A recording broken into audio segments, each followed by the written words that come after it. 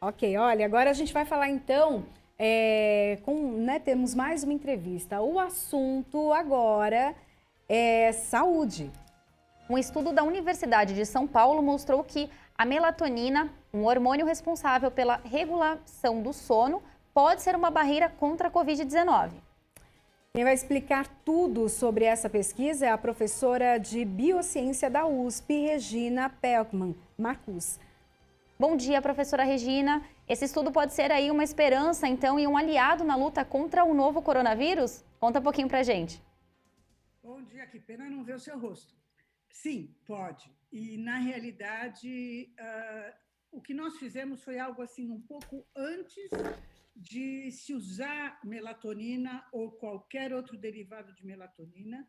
O que nós fizemos foi uma pesquisa básica. Nossa pergunta era saber o que acontece entre inspirar o vírus e o vírus sair do ar que está entre o nosso nariz e o nosso pulmão e passar para dentro do organismo e infectar o nosso organismo.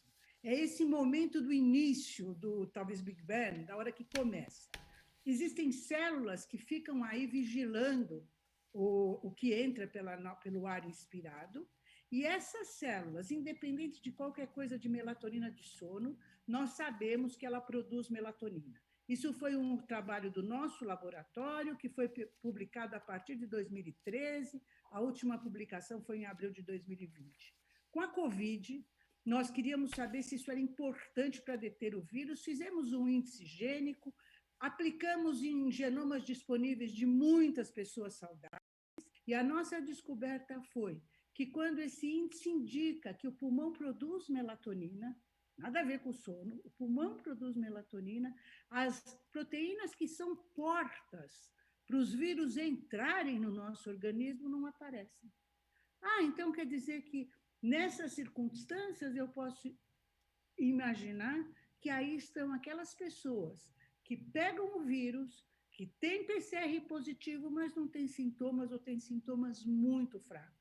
E todos nós estamos acostumados a entender. Então, o que nós temos agora é uma pesquisa de conhecimento que abre portas para entender como o vírus entra, tá? Antes da gente se defender dele. Eu estou querendo entender como ele entra. Uhum. Eu queria que a senhora falasse um pouco para a gente, então, como adquirir uma rotina para ter, então, a quantidade recomendada de melatonina no corpo, né? E o que a gente precisa evitar? Pergunta de $1 milhão, não é? Não, porque ainda nós não sabemos. Para o organismo, para sono, etc., está nas redes, a gente sabe, é 1 miligrama, tomado sempre à mesma hora, à noite. Nunca antes de dormir, é sempre na mesma hora, porque a melatonina é o hormônio do escuro. Agora, o que a minha pesquisa abre? Abre portas para eu começar a entender esse novo papel da melatonina, ok? Mas também, e é por isso que eu acho que eu estou querendo falar, abre portas para eu saber que eu moro com uma pessoa junto, com meu marido, e um pega o vírus, o outro também, um tem sintomas, o outro não. Aquele que não tem sintomas, ele é classificado como um portador assintomático. Ele diz, eu sou feliz, eu já peguei o vírus, então eu já estou bem. Não, se ele tiver, por acaso, melatonina alta, que a gente saberia como dosar, mas ainda não é prático, ele estaria sendo um transmissor vivo. Aonde ele fosse, ele pega, ele solta, ele acaba com o vírus, ele pega de novo. Então, essa pessoa vai fazer o quê? Ela vai dizer conscientemente, eu vou usar máscara. Não porque eu vou me proteger, eu quase estou protegida, né? Mas eu vou usar máscara porque eu vou estar protegendo os outros. E quando a gente começa a entender por que a gente faz alguma coisa, fica muito mais fácil fazer. Então, na realidade, eu acho que, no momento, essa é a grande lição, para o público em geral. Para mim, pesquisadora, o que eu quero fazer agora é entender um pouco melhor isso e ver se mais rápido possível a gente consegue responder a sua pergunta. Regina, você trouxe um alerta também para toda a população em relação ao uso da máscara, né? Porque algumas pessoas que já tiveram a Covid-19 acreditam que não vão carregar novamente o vírus, não vão contaminar outras pessoas e acabam não usando mais máscara, ah, não, eu já estou com anticorpos, está tudo bem. Então, isso não é verdade. A pessoa precisa, sim, continuar tomando todos os cuidados, agora pelo outro. É verdade, exatamente. É verdade para ele. Ele está protegido. Agora, seria muito legal que ele também protegesse o outro. Você foi perfeita. Exatamente isso. A pessoa que já testou positivo e teve poucos ou nenhum sintoma, essa deve proteger aos seus familiares e aos seus amigos usando máscara. Agora, explica um pouquinho melhor para a gente essa questão.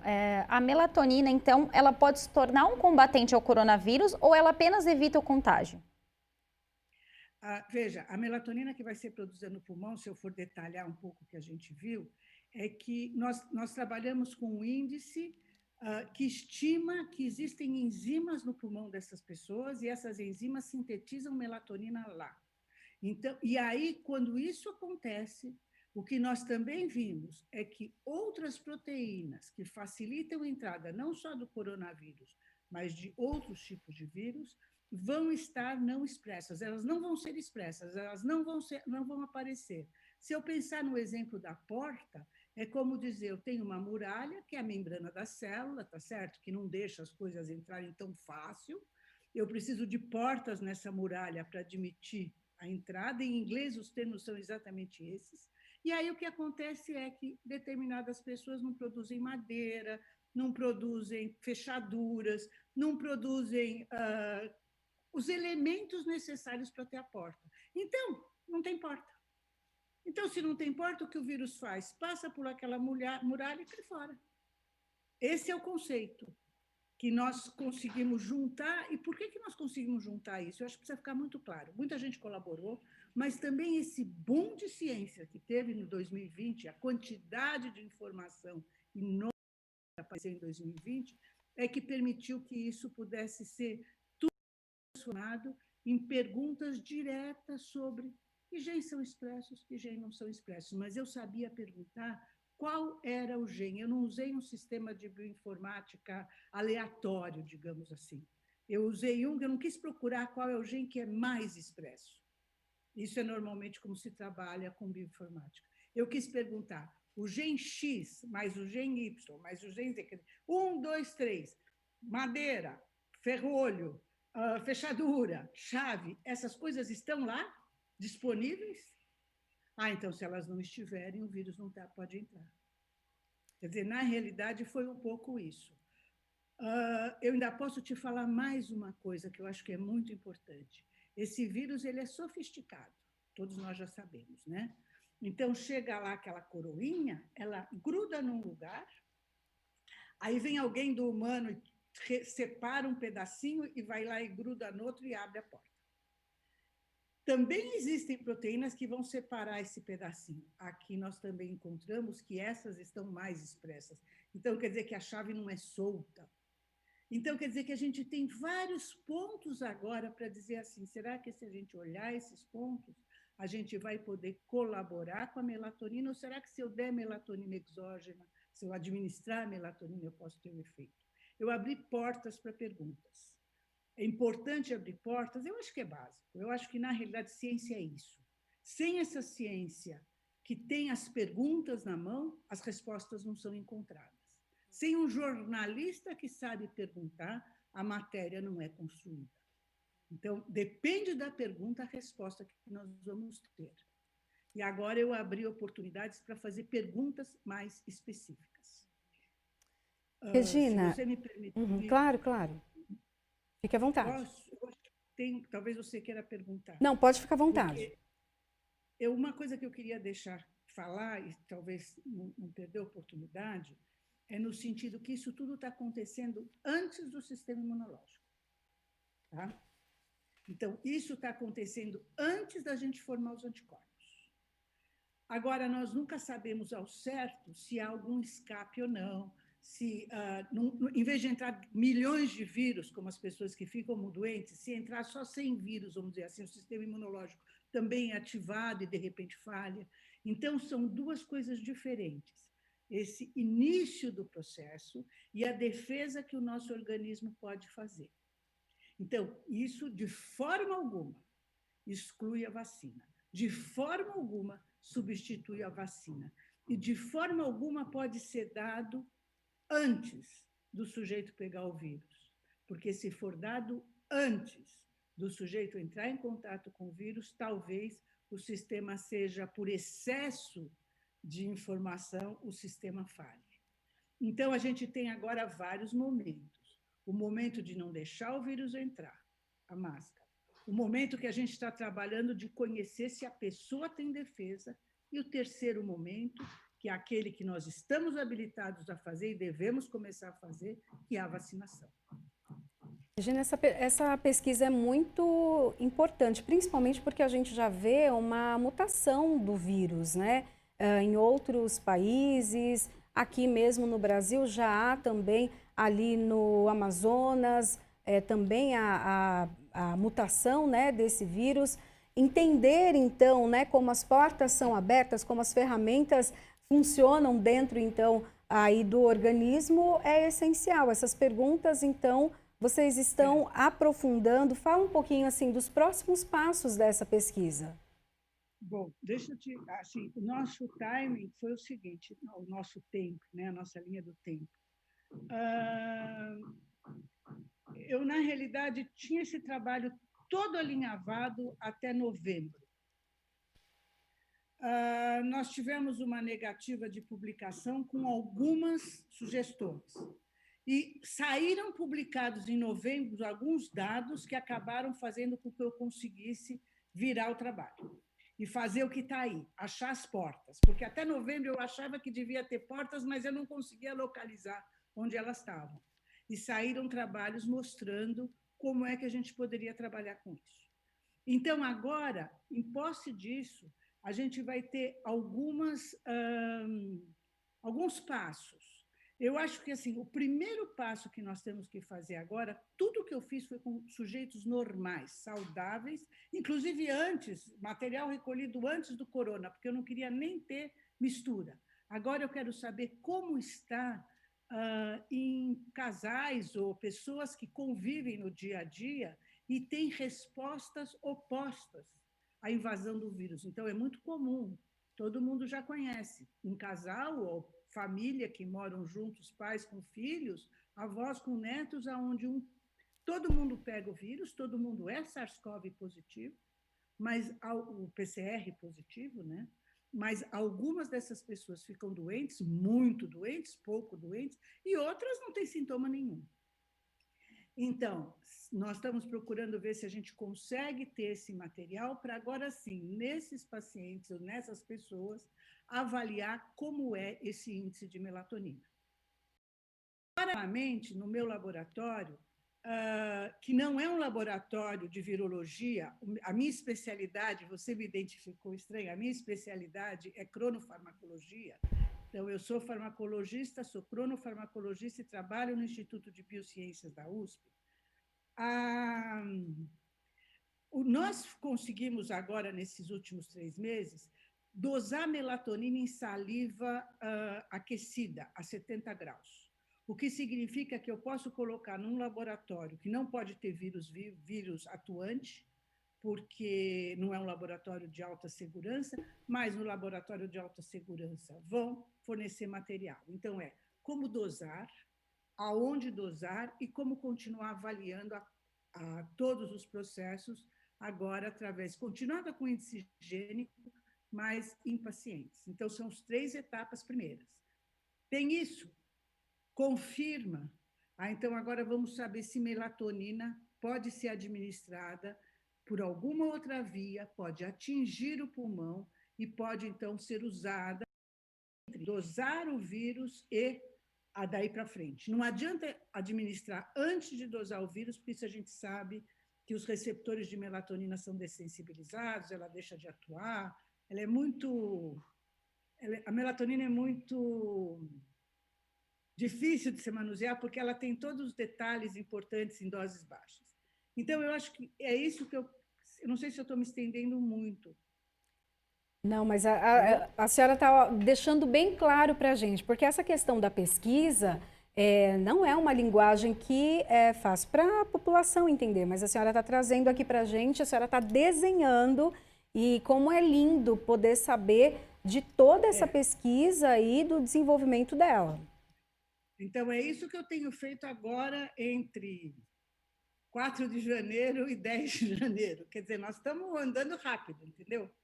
Agora, um outro ponto que eu acho que precisa deixar claro é que também aí são professores da USP também, que estão colaborando, vão começar a colaborar, na realidade, com uma parte de farmacotécnica, de se saber como se pode gerar compostos que atinjam os alvéolos, que atinjam o pulmão, sem, claro, precisar colocar um tubo e coisa que pode ser feita em casa.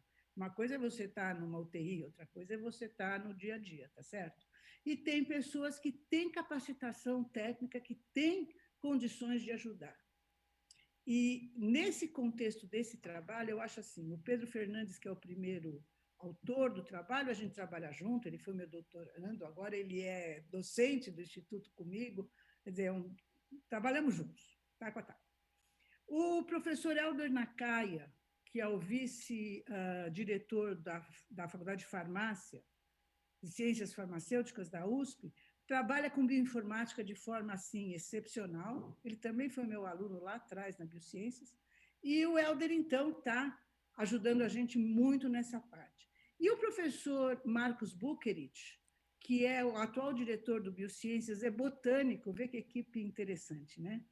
Trabalha com problemas ligados como é que eu posso explicar de uma forma fácil? A você ter muitos caminhos, a você ter muitas possibilidades e conseguir ver quais as possibilidades são escolhidas. Então, ele gerou um programa super interessante.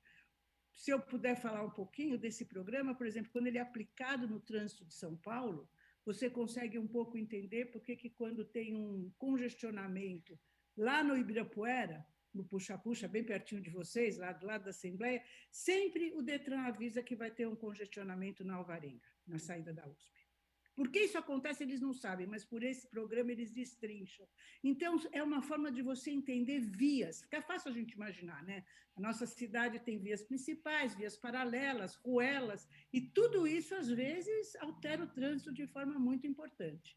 Então, não é só congestionar Rebouças que vai atrapalhar a saída da USP. Também congestionar a distância atrapalha. Então, o que nós estamos fazendo agora é criando essas conversas entre moléculas, usando os trabalhos publicados, para dizer, quando o vírus chega, ele precisa abrir a porta. Depois que ele abre a porta, ele precisa chegar até um local onde a mensagem genética dele pode ser entendida. Depois disso, ele vai lá e transforma essa mensagem em produto, proteínas, lipídios, enfim, o que ele vai precisar para formar um novo vírus. Mas ele forma um novo vírus aonde? No local, dentro de uma casinha específica na célula muito bem conhecida. Como que esse vírus sai dessa casinha e vai embora ser jogado de volta para poder ser expelido pelo pulmão e atingir a próxima pessoa? Então, você vê, aqui eu estou trabalhando muito diferente do que eu falei no começo da entrevista. Aqui eu estou querendo entender os caminhos do vírus dentro de uma célula.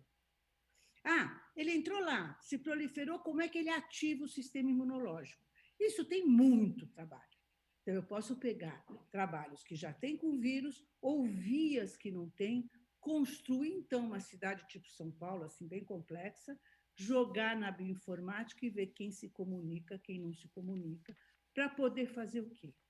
Fazer o que a International Union for Pharmacology, a União Internacional de Farmacologistas, da qual eu faço parte, eu fui presidente da Sociedade Brasileira de Farmacologia, e da qual eu respondo como membro do Comitê de Receptores de Melatonina.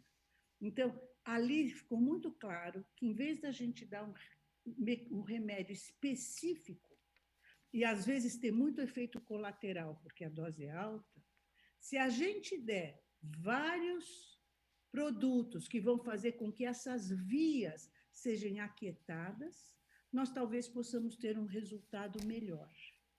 Então, aqui a gente começa a ter, então, a ciência, agora eu estou complicando muito, eu sei, mas é como se a gente dissesse assim, olha, aquela arruela que liga a Rebouças a Gabriel Monteiro da Silva, que é um nada, se tiver um carro parado ali, a Gabriel para inteira. Então, que ruela é aquela? Como é que eu posso fazer com que os moradores não parem no meio do carro? Ah, mas eu quero parar, Gabriel. Tem alguma coisa lá que eu quero deixar o trânsito parado. Coloque um carro naquela ruela. Então, essas conversas que eu estou começando a fazer comigo mesma, com os meus alunos, com os meus colaboradores, para gerar esses mapas. Tá certo. Regina Peckelman, queria agradecer aí a sua participação aqui no Jornal da Rede Alesp e todos os esclarecimentos aí dessa importante pesquisa. Parabéns pelo seu trabalho. Muito obrigada e até uma próxima oportunidade. Ok, Regina Marcos, agradece muito toda a atenção que vocês me deram. Muito obrigada, parabéns aí pelo trabalho. Que ótimo, né? Saber dessas pesquisas, saber que os nossos pesquisadores, um grupo muito importante que nós temos, em especial aqui no estado de São Paulo, que tem desenvolvido pesquisas maravilhosas e nesse momento, então, de pandemia, têm sido fundamentais. Vamos seguir.